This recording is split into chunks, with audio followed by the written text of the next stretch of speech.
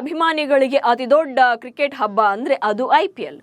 2 ತಿಂಗಳು full entertainment. Local players, team India legends, international stars, ಹೀಗೆ complete cricket ಲೋಕವೇ ಇಲ್ಲಿ ಸಮಾಗಮ ಆಗುತ್ತೆ. 2026ರ ಆವೃತ್ತಿ ಕೂಡ ಹೈ ವೋಲ್ಟೇಜ್ ಸೀಸನ್ಗೆ ಸಾಕ್ಷಿಯಾಗಿತ್ತು. ಬಟ್ ಇದಕ್ಕೂ ನೆಕ್ಸ್ಟ್ ಲೆವೆಲ್ನಲ್ಲಿ 2027ರ IPL ಇರುತ್ತೆ ಅನ್ನೋದಕ್ಕೆ ಈಗಲೇ ಹಿಂಟ್ ಸಿಕ್ಕಿದೆ. ಅದು ಹೇಗೆ ಅನ್ನೋದನ್ನ ಈ ವಿಡಿಯೋದಲ್ಲಿ ಹೇಳ್ತೇನೆ. ನಾನು ಶಾಂತ. ನೀವು ಸುದ್ಯಾನದ ಸಬ್ಸ್ಕ್ರೈಬರ್ ಆಗೋದಕ್ಕೆ ಮರಿಬೇಡಿ. ಪ್ರತಿ IPL ಸೀಸನ್ ಆದ್ಮೇಲೂ ಕೂಡ ಫ್ರಾಂಚೈಸಿಗಳಲ್ಲಿ ಸರ್ಜರಿಗಳು ನಡೀತಾನೆ ಇರುತ್ತೆ. ಅದು ಚಾಂಪಿಯನ್ ಟೀಮ್ ಆದ್ರೂ ಅಷ್ಟೇ, ಬಾಟಮ್ನಲ್ಲಿದ್ದ ತಂಡ ಆದ್ರೂ ಕೂಡ ಅಷ್ಟೇ. ಒಂದಷ್ಟು ಪ್ಲೇಯರ್ಗಳು ಆ ಕಡೆ ಈ ಕಡೆ ಆಗೇ ಆಗ್ತಾರೆ. ಹೊಸಬರು ಬರ್ತಾ ಇರ್ತಾರೆ. ಯಾವ ಸ್ಲಾಟ್ ಅಥವಾ ಯಾವ ರೋಲ್ ವೀಕ್ ಅನಿಸುತ್ತೋ ಅದನ್ನ ಫುಲ್ಫಿಲ್ ಮಾಡಿಕೊಳ್ತಾರೆ ಮಿನಿ ಆಕ್ಷನ್ನಲ್ಲಿ, ಅಥವಾ ಟ್ರೇಡ್ ವಿಂಡೋ ಮೂಲಕ ಅದನ್ನ ಸರಿ ಮಾಡ್ಕೊಳ್ತಾರೆ. ಹೊಸ ಆಪ್ಷನ್ಗಳನ್ನು ನೋಡ್ಕೊಳ್ತಾರೆ. ಸೊ ಮುಂದಿನ ಆವೃತ್ತಿಗೂ ಬದಲಾವಣೆಗಳು ಗ್ಯಾರಂಟಿ ಇದೆ. ಅದರಲ್ಲೂ ಈ 4 ತಂಡಗಳಿಗೆ ಹೊಸ ನಾಯಕರ ಪಟ್ಟಾಭಿಷೇಕವಾಗಲಿದೆ. ಆಲ್ರೆಡಿ ಒಂದು ತಂಡದಲ್ಲಿ ಕ್ಯಾಪ್ಟನ್ ತಂಡವನ್ನೇ ಬಿಟ್ಟು ಹೊರ ನಡೆದಿದ್ದಾರೆ. ಅಟ್ ದಿ ಸೇಮ್ ಟೈಮ್ ಇನ್ನೂ 3 ಟೀಮ್ಗಳಲ್ಲಿ ಅತಿ ದೊಡ್ಡ ಬದಲಾವಣೆಗೆ ಮುನ್ನುಡಿ ಬರೆದಿದ್ದಾರೆ.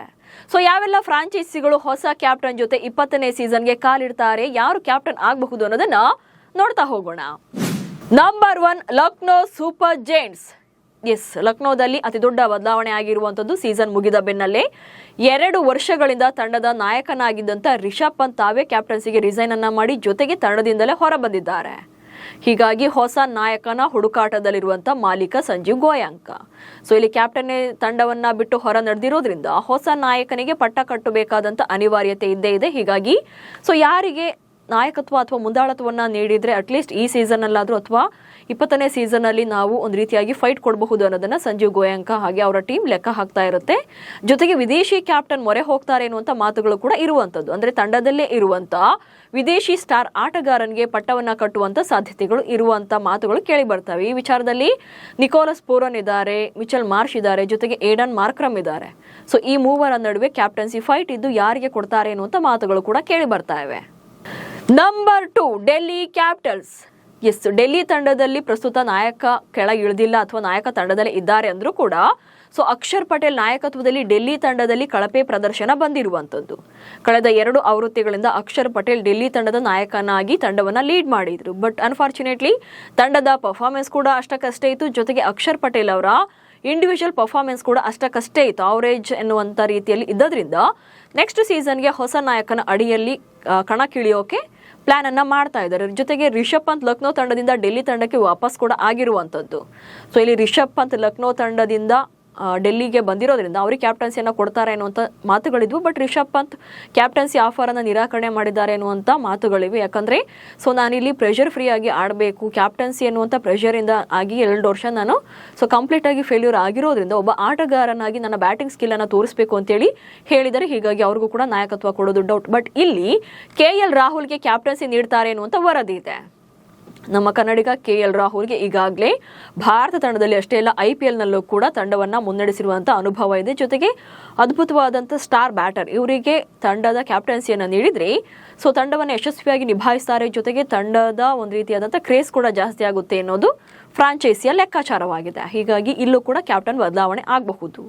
Number 3, Mumbai Indians. Yes, number 3ನಲ್ಲಿ ಬರುವಂಥದ್ದು ಮುಂಬೈ ಇಂಡಿಯನ್ಸ್ ತಂಡ. ಪಾಂಡ್ಯ ಅವರ ನಾಯಕತ್ವದಲ್ಲಿ ಕಳೆದ 2 ವರ್ಷಗಳಿಂದ ಕಳಪೆ ಪ್ರದರ್ಶನ. ರೋಹಿತ್ ಅಂಡರ್ನಲ್ಲಿ ಮುಂಬೈ ಇಂಡಿಯನ್ಸ್ ತಂಡ ಟಾಪ್ನಲ್ಲಿತ್ತು. ಬಟ್ ಯಾವಾಗ ಹಾರ್ದಿಕ್ ಪಾಂಡ್ಯರನ್ನ ಕ್ಯಾಪ್ಟನ್ ಆಗಿ ತರ್ತಾರೋ ಸೊ ಕಳೆದ 2 ವರ್ಷಗಳಿಂದ ಕಳಪೆ ಪ್ರದರ್ಶನ ನೀಡ್ತಾ ಇದೆ. ಅಂದರೆ ಇಲ್ಲಿ ಪಾಂಡ್ಯ ಕ್ಯಾಪ್ಟನ್ ಆಗಿ 3 ವರ್ಷ ಆಗಿದೆ.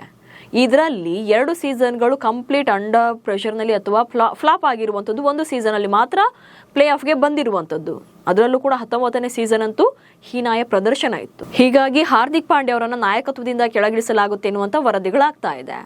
ಅದೆಲ್ಲಕ್ಕಿಂತ ಮುಖ್ಯವಾಗಿ ಮುಂಬೈ ಫ್ರಾಂಚೈಸಿಯಿಂದ ಹೊರಬರೋಕೆ ನಿರ್ಧಾರ ಮಾಡಿರುವಂಥ ಪಾಂಡ್ಯ, ಒಂದು ಕಡೆ ಫ್ರಾಂಚೈಸಿಯೇ ಹಾರ್ದಿಕ್ ಪಾಂಡ್ಯರನ್ನ ರಿಲೀವ್ ಮಾಡುತ್ತೆ ಅನ್ನುವಂಥ ಮಾತುಗಳಿದ್ರೆ, ಮತ್ತೊಂದು ಕಡೆ ಹಾರ್ದಿಕ್ ಪಾಂಡ್ಯ ಅವರೇ ತಂಡದಲ್ಲಿ ತಮಗೆಲ್ಲವೂ ಕೂಡ ಸರಿ ಹೋಗ್ತಿಲ್ಲ ಎನ್ನುವಂಥ ನಿಟ್ಟಿನಲ್ಲಿ ಅವರೇ ತಂಡವನ್ನು ಬಿಡೋಕೆ ರೆಡಿ ಇದ್ದಾರೆ ಎನ್ನುವಂಥ ಚರ್ಚೆಗಳು ಇದೆ. ಹೀಗಾಗಿ ಪಾಂಡ್ಯ ಅವರೇ ತಂಡದಿಂದ ಹೊರಬರುವಂಥ ಸಾಧ್ಯತೆಗಳು ಜಾಸ್ತಿ ಇದೆ. ಇನ್ನು ತಿಲಕ್ ವರ್ಮಾ ಅಥವಾ ಜಸ್ಪ್ರೀತ್ ಬುಮ್ರಾಗೆ ನಾಯಕತ್ವದ ಸಾಧ್ಯತೆ ಇರುವಂಥದ್ದು. ಹಾಗೇನಾದರೂ ಇಲ್ಲಿ ಹಾರ್ದಿಕ್ ಪಾಂಡ್ಯ ಹೊರಗಡೆ ಬಂದರು ಅಂತಂದರೆ ತಂಡದಲ್ಲೇ ಇರುವಂಥ ತಿಲಕ್ ವರ್ಮಾ ಅಥವಾ ಜಸ್ಪ್ರೀತ್ ಬುಮ್ರಾ ಸ್ಟಾರ್ ಆಟಗಾರರು ಅವರಿಗೆ ಕ್ಯಾಪ್ಟನ್ಸಿ ನೀಡುವಂಥ ಸಾಧ್ಯತೆಗಳು ಜಾಸ್ತಿ ಇದೆ. Number 4 Kolkata night Riders.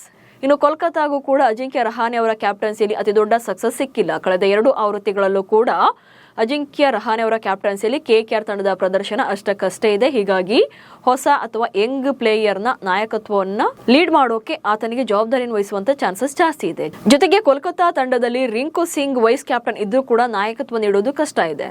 ಹೌದು, ರಿಂಕು ಸಿಂಗ್ಗೆ ವೈಸ್ ಕ್ಯಾಪ್ಟನ್ಸಿಯನ್ನ ನೀಡಿದ್ರು, ಹಾಗಂತ ಅವರಿಗೆ ಫುಲ್ ಟೈಮ್ ಕ್ಯಾಪ್ಟನ್ ಆಗಿ ಅಧಿಕಾರವನ್ನ ನೀಡುವಂತ ಸಾಧ್ಯತೆಗಳು ತೀರಾ ಕಡಿಮೆ ಇದೆ. ಇನ್ನೊಂದು ವರದಿಗಳ ಪ್ರಕಾರ ಹಾರ್ದಿಕ್ ಪಾಂಡ್ಯಗೆ ಕೋಲ್ಕತ್ತಾ ತಂಡದ ಕ್ಯಾಪ್ಟನ್ಸಿ ಆಫರ್ ನೀಡಿದ್ದಾರೆ ಎನ್ನುವಂತ ಮಾತುಗಳಿವೆ. ಹಾರ್ದಿಕ್ ಪಾಂಡ್ಯ ಮುಂಬೈ ಇಂಡಿಯನ್ಸ್ ತಂಡದಿಂದ ಹೊರ ನಡೀತಾರೆ ಅಂತ ಗೊತ್ತಾಗ್ತಿದ್ದಂಗೆ ಸ್ಟಾರ್ ಆಲ್ರೌಂಡರ್ ಆಗಿರುವಂತಹ ಹಾರ್ದಿಕ್ ಪಾಂಡ್ಯಗೆ ಸಾಕಷ್ಟು ಫ್ರಾಂಚೈಸಿಗಳು ಗಾಳಗಳನ್ನು ಹಾಕ್ತಾರೆ.